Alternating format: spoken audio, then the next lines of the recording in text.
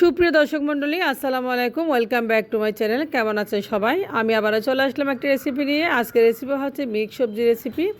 তো রেসিপিটা ভালো লাগলে অবশ্যই আমার চ্যানেলটা সাবস্ক্রাইব করে পাশে থাকবেন, আর একটা লাইক করতে অবশ্যই ভুলবেন না।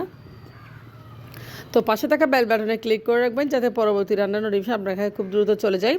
তো চলে যাচ্ছি মূল রেসিপিতে। এখানে আমি গাজর নিয়েছি দুইটা, পেঁপে নিয়েছি একটা, আর বরবটি শিম কেটে নিয়েছি। তো গাজর, পেঁপে, বরবটি শিম মিক্স করে সুন্দরভাবে কেটে নিয়েছি একটা সাইজ করে। তো সাইজটা আসলে যেন সুন্দর হয়, সাইজ সুন্দর উপর ডিপেন্ড করে সবজিটা কত মজা হয় বা সুন্দর হবে। তো পানি দিয়ে আমি চুলায় বসিয়ে দিয়েছি।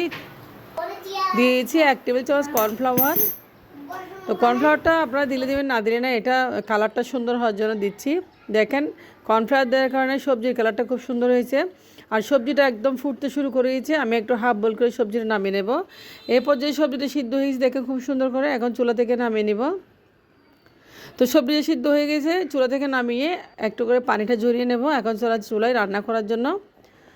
তো চুলায় আমি প্যান বসিয়ে দিয়েছি রান্নার তেল। তো তেল যখন গরম হয়ে আসছে তখন দিয়েছি পেঁয়াজ। এখানে আমি 3টা বড় বড় সাইজের পেঁয়াজ কুচি দিয়েছি। তো পেঁয়াজগুলো ভেজে নিচ্ছি। এরপর যে পেঁয়াজগুলো ভাজা হয়ে গেলে আমি দিয়েছি এখানে আদা রসুন বাটা। তো আদা রসুন বাটার পেস্ট আমি ভালোভাবে দেখেন ভেজে নিচ্ছি। তো আদা রসুন পেঁয়াজ ভালোভাবে ভেজে নিচ্ছি যাতে কাঁচা গন্ধটা চলে যায়, যেন কাঁচা গন্ধ চলে যায়। এরপর দিয়েছি কাঁচামরিচ কাটা, দেখতে পাচ্ছেন খুব সুন্দর করে। হোটেলের মামারা এভাবে রান্না করে, হোটেলে যারা রুটি পরোটা দিয়ে এগুলো খায় তারাই জানে আসলে রান্নাটা কীরকম হবে। তো দেখেন এখানে দিয়েছে হলুদের গুঁড়া। তো শেষে দিয়েছি এখানে আমি গরম মশলার গুঁড়া। তো দিয়েছি এখানে একটু লাল মরিচের গুঁড়া সামান্য পরিমাণে। তো সামান্য পরিমাণে পানি দিয়েছি, দিয়ে মশলাটা একটু কষিয়ে নেব। তো হোটেলের মামারা এভাবে রান্না করে আসলে। দেখেন এখানে যে লবণ দেওয়ার পরে মশলা কষিয়ে দিয়েছি আমি সিদ্ধ করা সবজিগুলো ভালোভাবে নেড়েছে একটু কষিয়ে নেব। দেখেন খুব সুন্দর করে। তো এই সবজিটা আসলে রুটি, পরোটা, সাদা ভাত সব কিছুর সাথে ভালো লাগে। তো হোটেলের মামারা এবার রান্না করে আসলে হোটেলে সার্ভ করে ওরা পরোটার সাথে খায়।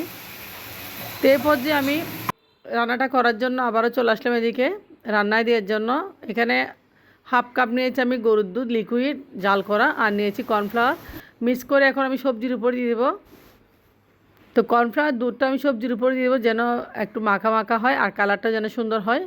তো দুধটা দিয়েছি একটু কালারটা সুন্দর জন্য, আর কর্নফ্লাওয়ারটা দিয়েছি একটু মাখা মাখা হওয়ার জন্য। তো দেখেন সবজিটা কতটুকু মাখা মাখা হয়ে গেছে। আমি এরপর যে সবজিটা একটু দমে রাখবো 15 মিনিটের জন্য। তো 15 মিনিটের জন্য আমি ঢাকনা দিয়েছি। দেখেন 15 মিনিট পরে আমি ফিরে চলে আসবো সবজিটার কী অবস্থা।